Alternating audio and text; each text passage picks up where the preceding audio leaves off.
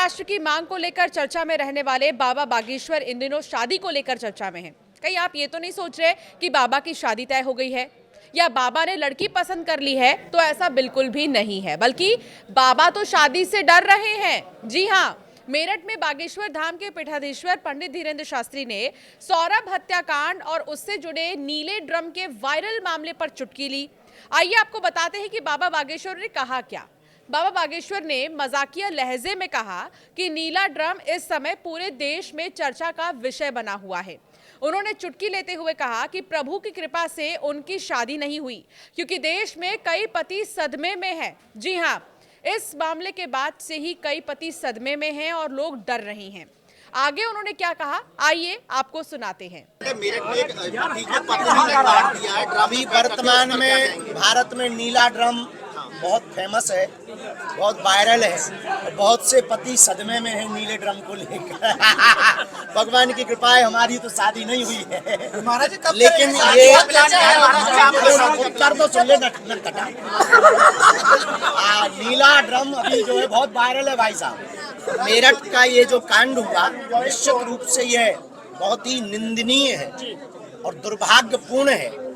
वर्तमान समाज में घटते हुए परिवार की व्यवस्था, पाश्चात्य संस्कृति का आगमन और लव के चक्कर में विवाहित पुरुष अथवा स्त्री पड़े हुए परिवारों को तलाक व परिवारों को मिटाने की साजिशों को पूर्ण करना। हम यही चाहते हैं कि अपने जीवन काल में एक ही एंट्री होनी चाहिए और ये संस्कारों की कमी है।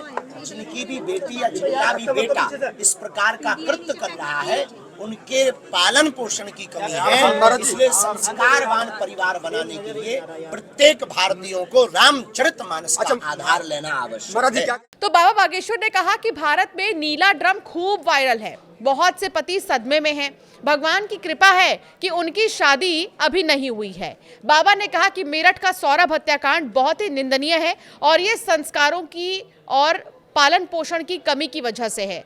प्रत्येक भारतीय को रामचरितमानस का आधार लेने की आवश्यकता है। सर्वोत्तम उपाय रामचरितमानस है। भारत के लोग रामायण को भूलकर सीरियलों में और मोबाइल में और बढ़ती हुई पाश्चात्य संस्कृति और टीवी के चक्कर में बीवियों को बर्बाद कर रहे हैं। इसलिए प्रत्येक माता पिता अपने बच्चों को रामचरितमानस पढ़वाएं, खुद भी पढ़ें। इस आधार पर जीवन जिएंगे, राम जी जैसा चरित्र का निर्माण कर पाएंगे अपने बच्चों का, और तभी जीवन में सुधार होगा। ये नीले जो ब्लू ड्रम अभी वायरल हो रहा है, ये बंद होगा। आपको बता दें कि रामचरितमानस में बताया गया है कि पत्नी को अपने पति का सम्मान करना चाहिए, भले ही वो बूढ़ा, रोगी या गरीब क्यों ना हो। रामचरितमानस में सीता के माध्यम से पत्नी के पति के प्रति समर्पण और निष्ठा का उदाहरण दिया गया है। रामचरितमानस पति पत्नी के संबंध को दो शरीर और एक प्राण के रूप में देखता है, जहां प्रेम और विश्वास सबसे महत्वपूर्ण है।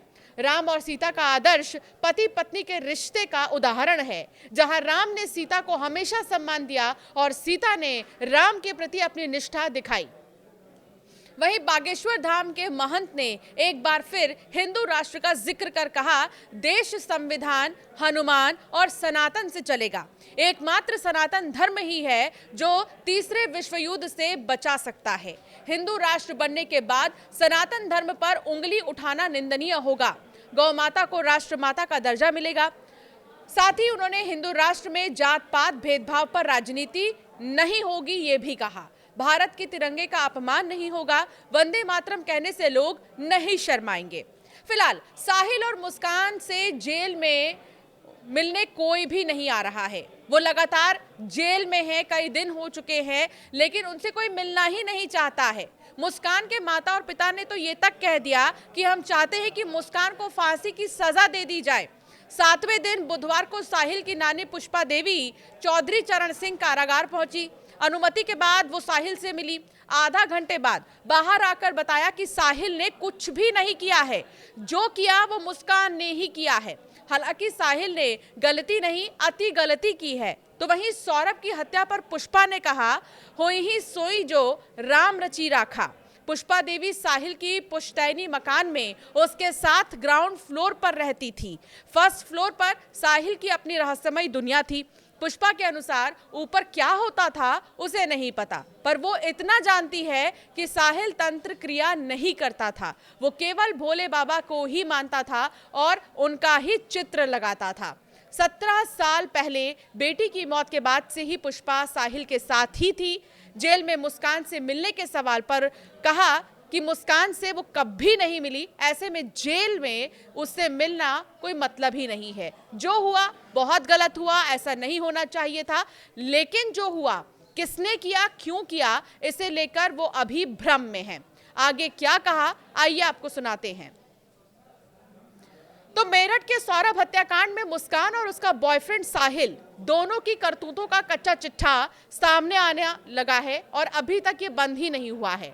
अब पता चला है कि मुस्कान और साहिल पहले सौरभ की लाश को एक सूटकेस में भरकर ठिकाने लगाने की कोशिश में थे, लेकिन इसमें नाकाम होने के बाद उन्होंने ड्रम वाला आइडिया आजमाया और ड्रम खरीदा उन्होंने।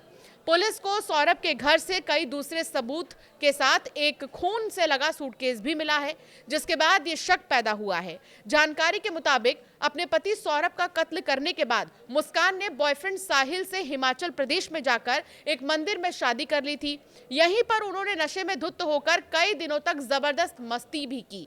अब शक है कि मुस्कान साहिल से प्रेग्नेंट है, जिसके चलते जेल प्रशासन मुस्कान का प्रेगनेंसी टेस्ट करवा सकता है। इस बीच मुस्कान और साहिल की जो नई तस्वीरें और वीडियो सामने आए हैं, उससे पता चला है कि उन्हें कत्ल का रत्ती भर भी अफसोस नहीं है।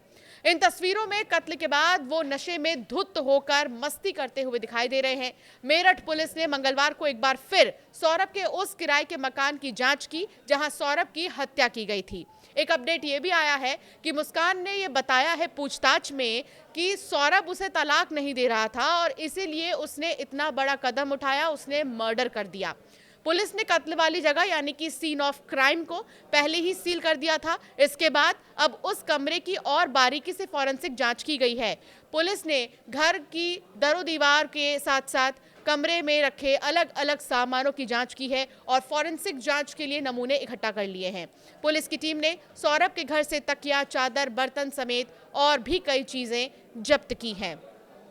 लेकिन अभी तक ये जांच पूरी तरीके से खत्म नहीं हुई है। कई बातें सामने आ रही हैं और लगातार हर दिन कई खुलासे हो रहे हैं। इस बीच धीरेन्द्र शास्त्री का बयान काफ़ी ज़्यादा चर्चा में है, क्योंकि उन्होंने अब ये कह दिया है कि मेरठ हत्याकांड के बाद से ही सारे पति सदमे में हैं और जो कुंवारे हैं वो शादी करने से डर रहे हैं। आपका क्या कहना है इस मामले में, हमें ज़रूर कमेंट कर बताएं और ऐसे कई वीडियोज़ के लिए हमें सब्सक्राइब करना ना भूलें।